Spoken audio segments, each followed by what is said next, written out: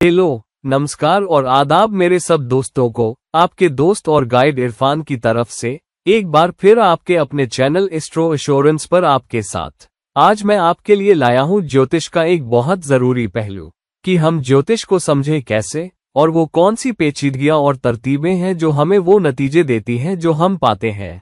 अब कभी कभी लोग उलझन में पड़ जाते हैं कि चंद्र राशि क्या होती है और फिर मेरे लिए नक्षत्र क्यों अहम है और मेरा नक्षत्र कौन सा है।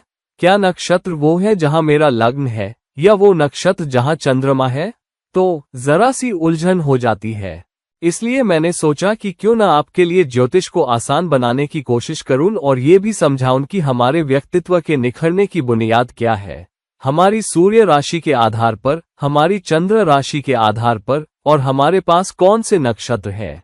अब जब आप राशि चक्र को देखते हैं तो राशि चक्र बनता हुआ है या आसमान बनता हुआ है 360 डिग्री में और हम वो मार्ग लेते हैं जिसमें सूर्य तैरता हुआ और अपनी यात्रा करता हुआ नजर आता है। तो जहां कहीं भी सूर्य आकाश में उस दीर्घवृत्ताकार मार्ग के चारों तरफ चलता है, उस 360 डिग्री के दीर्घवृत्ताकार मार्ग को सृष्टि की रचना ने 360 डिग्री में बांट दिया है और आकाश के हर हिस्से के लगभग 30 डिग्री को एक राशि का नाम दे दिया गया है। तो पहले 30 डिग्री में जो भी तारा मंडल एक साथ आए और एक आकृति बनाए, उस आकृति को मेष कहा गया और उसे एक चिन्ह दिया गया और एक खासियत दी गई। तो लगभग क्योंकि सूर्य की यात्रा या राशि चक्र में उसके तैरने के आधार पर 20 मार्च से 20 अप्रैल तक की संभावित तारीखें थीं सूर्य की कक्षा के हिसाब से, आकाश में उसकी दिखने वाली कक्षा के मुताबिक।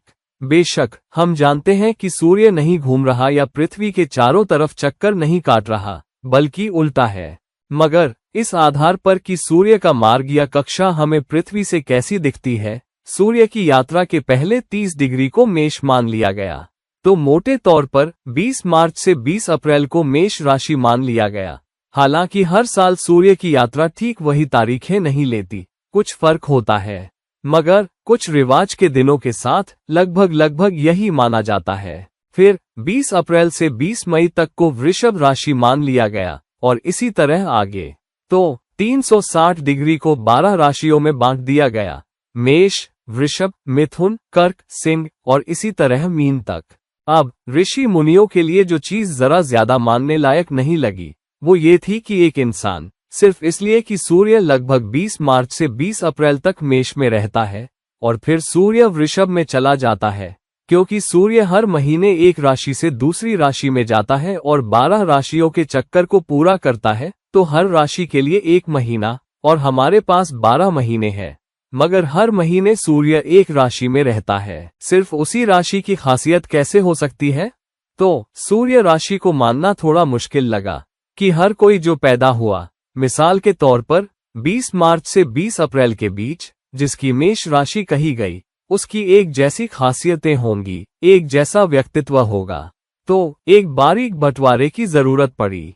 तो दो सबसे ताकतवर प्रकाश पुंज कौन से हैं? दो सबसे ताकतवर प्रकाश पुंज जिनका हम पर असर होता है वो है सूर्य और सूर्य के बाद चंद्रमा, जो न सिर्फ पृथ्वी के सबसे करीब है बल्कि उसकी ज्यादातर रोशनी या लगभग सारी रोशनी जो वो दिखाता है, और सूर्य के बाद आकाश में सबसे रोशन जिस्म, वो रोशनी भी सूर्य की रोशनी का परछाई है। बहुत से दूसरे तारों की अपनी रोशनी हो सकती है क्योंकि वो तारे हैं, मगर वो दूसरा जिस्म जो सूर्य की रोशनी को दिखाता है और हम पर सबसे ज्यादा असर डालता है वो है चंद्रमा। तो फिर चंद्रमा की कक्षा को देखा गया। अब हम जानते हैं कि चंद्रमा का चक्कर राशि चक्र के चारों तरफ एक चक्कर लगाने में या एक दायरे में घूमने में लगभग 28 दिन लगते हैं। तो चंद्रमा एक चक्र पूरा करने में लगभग 28 दिन लेता है, जिसका मतलब है कि चंद्रमा का 12 राशियों से गुजरने में लगभग 28 दिन लगना इस बात का सूचक है कि वो एक राशि में लगभग 2 दिन, मोटे तौर पर 2 दिन और 10 से 11 घंटे या 2.5 दिन तक रहता है। तो ये बंटवारा थोड़ा बारीक लगा। बजाय 28 दिन या एक महीने के 30 दिन के सूर्य एक राशि में रहना, सबका एक जैसा व्यक्तित्व या खासियतें होना, 2.5 दिन एक मुनासिब, आप जानते हैं, बंटवारा लगा। तो चंद्रमा एक राशि में रहता है, तो चंद्रमा एक अहम हिस्सा बन गया। मगर अगर चंद्र राशि होगी तो क्या आप जानते हैं, जो कोई भी उन 2.5 दिनों के बीच पैदा हुआ, सबका एक जैसा व्यक्तित्व होगा? तो चंद्र राशि के अलावा कुछ और बारीक बंटवारे की जरूरत थी। मगर चंद्रमा का एक राशि में होना, ये मान लिया गया कि वो व्यक्तित्व के एक खास हिस्से को जरूर दिखाता है, मगर बारीक बंटवारा नहीं। तो राशि का एक और बारीक बंटवारा, जिसमें चंद्रमा चलता है, उसे भी लेना था। तो आखिरी पहलू था, राशि को बांटो, राशि का इतना बारीक बंटवारा करो कि हमारा व्यक्तित्व और करीब से समझ आए। तो 12 राशियों को 27 नक्षत्रों में या 27 तारा मंडलों में बांट दिया गया। तो लगभग मेष के पहले 13.2 डिग्री को कुछ तारों के एक साथ आकर अश्विनी नाम के नक्षत्र को बनाने के तौर पर पहचाना गया। तो पहले 13.2 डिग्री अश्विनी नक्षत्र ग्रहों से बना, तारों से बना। और तारे क्यों? नक्षत्र क्यों?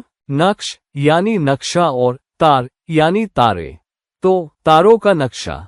तो मेष के 30 डिग्री में से पहले 13.2 डिग्री को मेष का एक हिस्सा मान लिया गया और उसे अश्विनी नाम दिया गया, जहां 4 या 5 ग्रह तारे एक साथ आकर वो तारा मंडल बनाते हैं। हालांकि अश्विनी के अलग अलग तारे एक दूसरे से लाखों किलोमीटर दूर हो सकते हैं, मगर उन्हें एक प्रणाली मान लिया गया और अश्विनी नाम दे दिया गया। और जिस तरह राशियों को कुछ आकृति दी गई और आकृति के आधार पर व्यक्तित्व दिया गया, उसी तरह नक्षत्रों को, जो तारे मिलकर तारा मंडल बनाते थे, जो नक्षत्र बनाता था, उसे भी एक आकृति दी गई और नक्षत्र का व्यक्तित्व या खासियत भी दी गई। अब आकृति अहम क्यों है? अब हम जानते हैं कि ज्यादातर आसमानी जिस्म गोल आकृति के होते हैं। वो गोल आकृति के क्यों होते हैं? क्योंकि वो न सिर्फ एक तारे के चारों तरफ चक्कर लगाते हैं, बल्कि वो अपनी धुरी के चारों तरफ भी घूमते हैं, और अपनी धुरी के चारों तरफ घूमने की वजह से उन्हें गोलाकार आकृति मिल जाती है। अपनी धुरी के चारों तरफ घूमने की वजह से गोल आकृति मौसम भी तय करती है और ग्रह के अलग अलग इलाकों में कम रोशनी, ज्यादा रोशनी, ठंडे इलाके वगैरह भी तय करती है। तो ये एक अहम फैक्टर बन गया कि आप समय के किस हिस्से में हैं। तो इसका मतलब है कि क्योंकि आप पृथ्वी के एक खास डिग्री पर हैं, आपको आकृति के आधार पर एक खास व्यक्तित्व दिया गया। तो तारा मंडल की आकृति तय करती है कि उस नक्षत्र में पैदा हुए इंसान का क्या व्यक्तित्व होगा। अब मगर नक्षत्र का एक और बारीक बंटवारा भी और मुनासिब लगा, बजाय सिर्फ नक्षत्र के।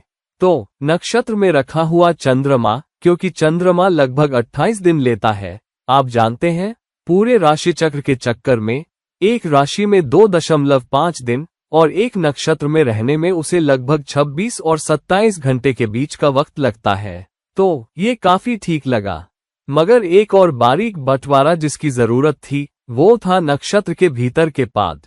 तो एक शख्स जो पैदा हुआ, मान लीजिए 1 जनवरी को सुबह 6 बजे, अगर उस वक्त चंद्रमा अश्विनी में 1 डिग्री पर रखा हुआ था, तो लगभग 26 घंटे बाद अगले दिन चंद्रमा भरणी नक्षत्र के नीचे देखा जाएगा।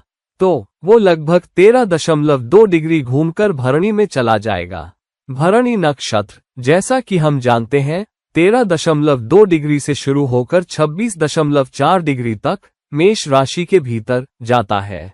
तो इसे एक बारीक बंटवारा मान लिया गया और उसके भीतर हर नक्षत्र को 4 पाद दिए गए और हर पाद या हर हिस्से को 3 डिग्री और 20 मिनट दिए गए। तो ये सबसे बारीक बंटवारा है।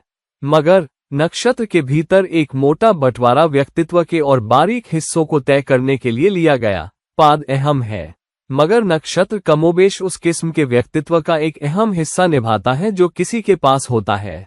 मगर जीवन देने वाले होने के नाते तो क्या लिया गया? जो राशि जन्म के वक्त पूर्वी क्षितिज पर उदय होती है, उसे आपका लग्न मान लिया गया और वो लग्न बहुत अहम बन गया। और लग्न हर 2 घंटे में बदलता है। तो अगर 1 जनवरी को सुबह 6 बजे अगर पूर्वी क्षितिज पर मेष राशि उदय हो रही थी, तो उस शख्स का या बच्चे का लग्न मेष होगा। मगर अगर बच्चा 1 जनवरी को पैदा हुआ, मगर 6 बजे की बजाय सुबह 8 बजे, तो राशि, उसका लग्न मेष से बदलकर वृषभ हो जाएगा। तो ये बारीक बंटवारा कर दिया गया। और ये बंटवारा कैसे किया गया? पृथ्वी के घूमने के आधार पर। क्यों? क्योंकि पृथ्वी सबसे तेज चलने वाला जिस्म है, पृथ्वी का अपनी धुरी के चारों तरफ घूमना, चंद्रमा के राशि चक्र के चारों तरफ के चक्कर या सूर्य के दीर्घवृत्ताकार चक्कर लगभग 365 दिन में पृथ्वी के चारों तरफ के दिखने वाले चक्कर से ज्यादा तेज है। तो पृथ्वी का घूमना बहुत बहुत तेज था और इसलिए हर 2 घंटे का बंटवारा लिया गया और जो भी राशि जन्म के वक्त पूर्वी क्षितिज पर उदय हो रही थी उसे लग्न मान लिया गया। तो मिसाल के तौर पर अगर सुबह 6 बजे पूर्वी क्षितिज पर मेष सबसे ऊपर हो तो वृषभ कहीं 2 घंटे बाद या आपके नजरिए से दूसरे भाव में होगा जब आप मेरे ढांचे के हिसाब से देख रहे हो, और जब 2 घंटे बाद मेष नीचे चला जाएगा और वृषभ सबसे ऊपर आ जाएगा तो मेष वृषभ लग्न बन जाएगा और मेष 12वें भाव में चला जाएगा। और यही वो था, ये हर किसी के लिए बहुत बहुत अहम बन गया। तो यूं लोग देख पाए, आप जानते हैं चीजें कैसे काम करती हैं व्यक्तित्व के मामले में। लग्न एक बहुत अहम हिस्सा बन गया और नक्षत्र बन गया। अब नक्षत्रों के भीतर, जैसा कि हमने कहा, नक्षत्र की आकृति एक अहम हिस्सा निभाती है। तो नक्षत्र की आकृति क्या थी, इसने काफी हद तक ये तय कर दिया कि व्यक्तित्व क्या होगा। अब मिसाल के तौर पर हम जानते हैं कि अश्विनी नक्षत्र की आकृति घोड़े के सिर जैसी है और हर नक्षत्र जैसे हर भाव को धर्म भाव, अर्थ भाव, काम भाव और मोक्ष भाव दिया गया, उसी तरह हर नक्षत्र को भी एक खासियत दी गई। तो मिसाल के तौर पर अश्विनी नक्षत्र की आकृति घोड़े का सिर थी और ये नक्षत्र की खासियत तय करने में एक अहम फैक्टर बन गई। मगर साथ ही पहले नक्षत्र को धर्म गुण दिया गया। तो अश्विनी धर्म है, फिर दूसरा नक्षत्र जो भरणी है अर्थ बन जाता है। जैसे कुंडली में पहला भाव धर्म भाव होता है और दूसरा भाव अर्थ भाव होता है, तीसरा भाव काम भाव होता है और चौथा भाव मोक्ष भाव होता है। उसी तरह पहला नक्षत्र धर्म नक्षत्र है तो अश्विनी धर्म नक्षत्र है। भरणी जो दूसरा नक्षत्र है एक अर्थ नक्षत्र बन गया। कृत्तिका जो तीसरा नक्षत्र है काम नक्षत्र बन गया या काम का प्रतिनिधित्व करने लगा। और चौथा नक्षत्र रोहिणी मोक्ष नक्षत्र बन गया।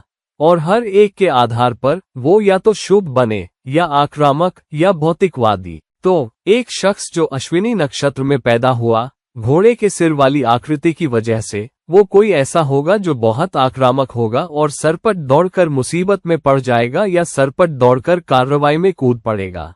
मगर धर्म नक्षत्र होने की वजह से उस शख्स में ये खासियत भी होगी कि वो बहुत कद्रदान होगा, जिसके पास बहुत सारे मूल्य होंगे और वो मूल्यों के लिए लड़ने के लिए तैयार रहेगा और दूसरों से अपने मूल्यों की हिफाजत के लिए सरपट झगड़े में कूद पड़ेगा। और क्योंकि काल पुरुष कुंडली में पहले भाव पर मंगल की राशि होती है तो मंगल की ऊर्जा भी अश्विनी नक्षत्र को दे दी गई। तो एक शख्स जिसमें तेज आक्रामकता हो, सरपट चुनौतियों में, मसलों में, कार्रवाई में कूद पड़े और अपने धर्म की, अपने फर्ज की, अपने मूल्यों की हिफाजत करे, ये अश्विनी नक्षत्र में पैदा हुए शख्स की खासियत बन गई। इसी तरह अब क्योंकि भरणी एक अर्थ नक्षत्र है तो दूसरा नक्षत्र फौरन एक अहम ग्रह के अधीन हो गया जो अर्थ को चलाता है या दिखाता है, तो खुद ब खुद भरणी अर्थ का प्रतिनिधित्व करने लगा। और साथ ही क्योंकि भरणी की आकृति को ऐसा मान लिया गया जैसे ग्रह, वो तारा मंडल जिसने भरणी नक्षत्र बनाया मादा योनि या मादा की वजाइना का प्रतिनिधित्व करने लगा, इसीलिए उसे शुक्र के अधीन माना गया, जो एक ऐसा ग्रह है जो सेक्सुअल एनर्जी का ख्याल रखता है। तो ये एक मिलावट बन गई, अर्थ भाव या भौतिक भाव दूसरा भाव और अर्थ नक्षत्र दूसरा नक्षत्र एक अर्थ नक्षत्र बन गया। मगर आकृति की वजह से और क्योंकि आकृति दिमाग पर राजी करती है तो ये शुक्र के अधीन आ गया। तो यूं 27 नक्षत्र राशि चक्र के हिस्से के तौर पर अलग अलग बंटवारे लिए हुए आए। और अब ये नक्षत्र क्यों अहम है, ये भी हर नक्षत्र को दी गई खासियत और उनके प्रतिनिधित्व की वजह से है। अब हम ये भी जानते हैं कि एक खास नक्षत्र को दी गई खासियत की वजह से और शख्स की खासियत और दिमाग कैसे अपना हिस्सा निभाता है, तो अलग अलग कार्रवाइयां भी नक्षत्र से जोड़ दी गईं। तो कोई जो अश्विनी में पैदा हुआ वो लड़ाकू होगा, शायद कोई ऐसा शख्स भी होगा जो सेना में हो सकता है, पुलिस में हो सकता है, फौज में हो सकता है। तो चीजें इसी के आसपास घूमने लगीं। मगर अगर कोई मेष राशि में पैदा हुआ मगर अश्विनी की बजाय भरणी में पैदा हुआ तो उस शख्स की लड़ाई या उसकी आक्रामकता फर्ज के लिए होने की बजाय भौतिक सुखों और इंद्रिय सुखों के लिए होगी। तो खासियत थोड़ी बदल गई, फिर भी लड़ाकू होना, फिर भी एक वजह के लिए लड़ना, मगर वजह बदल कर धर्म की वजह से एक ज्यादा इंद्रिय और ज्यादा भौतिक वजह हो गई। भरणी नक्षत्र के लिए आकृति और आकृति के प्रतिनिधित्व की वजह से। और यूं अगर आप देखेंगे तो हर नक्षत्र में थोड़ी सी और तरक्की या फर्क होता है व्यक्तित्व और खासियत में और आकृति के आधार पर एक से दूसरे में। और यूं आप अश्विनी से रेवती तक जाते हैं और हर नक्षत्र की खासियत की वजह से भी इसे एक खास ग्रहीय ऊर्जा से जोड़ दिया गया। तो कुछ नक्षत्र चंद्रमा द्वारा दिखाए जाएंगे, कुछ उनमें से शनि द्वारा दिखाए जाएंगे, कुछ उनमें से सूर्य द्वारा दिखाए जाएंगे।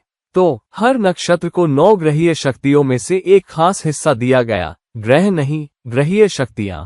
क्योंकि राहु और केतु, जैसा कि हम जानते हैं, वो ग्रह नहीं है, न ही सूर्य है। सूर्य और चंद्रमा, पृथ्वी के चारों तरफ 5 ग्रह और राहु और केतु, ये 9 ग्रहीय ऊर्जाएं 27 नक्षत्रों को आपस में बांटने के लिए एक साथ आए। तो लगभग हर ग्रहीय जिस्म के पास 3 नक्षत्र होते हैं जो उनके अधीन होते हैं और हर एक एक अलग गुण दिखाता है, या तो धर्म गुण या अर्थ गुण या कर्म या मोक्ष। तो व्यक्तित्व, खासियतों और इस आधार पर कि वो धर्म है, अर्थ है, कर्म है या मोक्ष, व्यक्तित्वों को अलग अलग पेचीदगियां दी गई और अलग अलग तरह के व्यक्तित्व उन नक्षत्रों से निकल कर आए।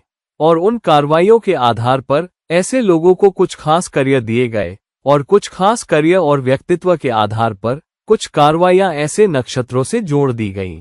तो यूं राशिचक्र का ढांचा पूरा हुआ और यूं नक्षत्र प्रणाली में लोगों के व्यक्तित्वों में अलग अलग खासियतें बनकर आईं और ये बहुत बहुत अहम है।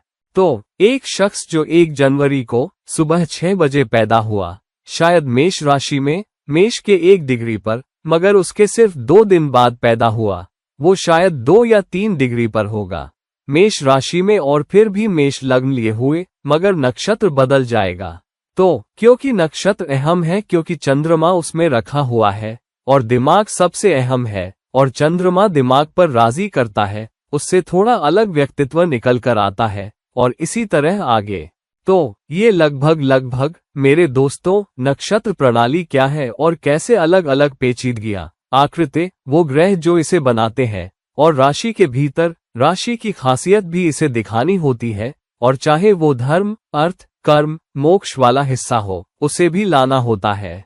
तो अलग अलग मिलावटें निकल कर आती हैं और इसे एक अलग नक्षत्र प्रकार या व्यक्तित्व प्रकार बना देती है। और यूं नक्षत्र, हर नक्षत्र अनोखा है, हर नक्षत्र की खासियतें अनोखी हैं, हर नक्षत्र के गुण अनोखे हैं, हर नक्षत्र के कार्य जो शख्स अपनाता है क्योंकि दिमाग एक खास दिशा में चलता है वो अनोखे हैं। और यूं लोगों के व्यक्तित्व भी इस आधार पर निकल कर आते हैं कि चंद्रमा किस नक्षत्र में रखा हुआ है। तो दोस्तों आज के लिए नक्षत्रों के बारे में इतना ही। हम इस मुद्दे में और गहरे जाते हुए और बात करेंगे। हम बात करेंगे कि नक्षत्रों के चारों पाद क्या दिखाते हैं और वो पाद अलग अलग हिस्से क्यों दिखाते हैं और उन्हें कैसे जोड़ा गया है और वो हमारी जिंदगी में कैसे हिस्सा निभाते हैं। तो प्लीज इस वीडियो को लाइक करें, प्लीज इस वीडियो को शेयर करें, प्लीज बेल आइकन दबाएं ताकि आपको पता चल सके कि मेरा नया वीडियो कब आ रहा है। और प्लीज अगर आप मुझसे परामर्श लेना चाहते हैं तो नीचे दिए गए लिंक पर मुझसे संपर्क करें। और अगले किसी वीडियो तक मुझे इजाजत दीजिए, फिर मिलते हैं। चियो।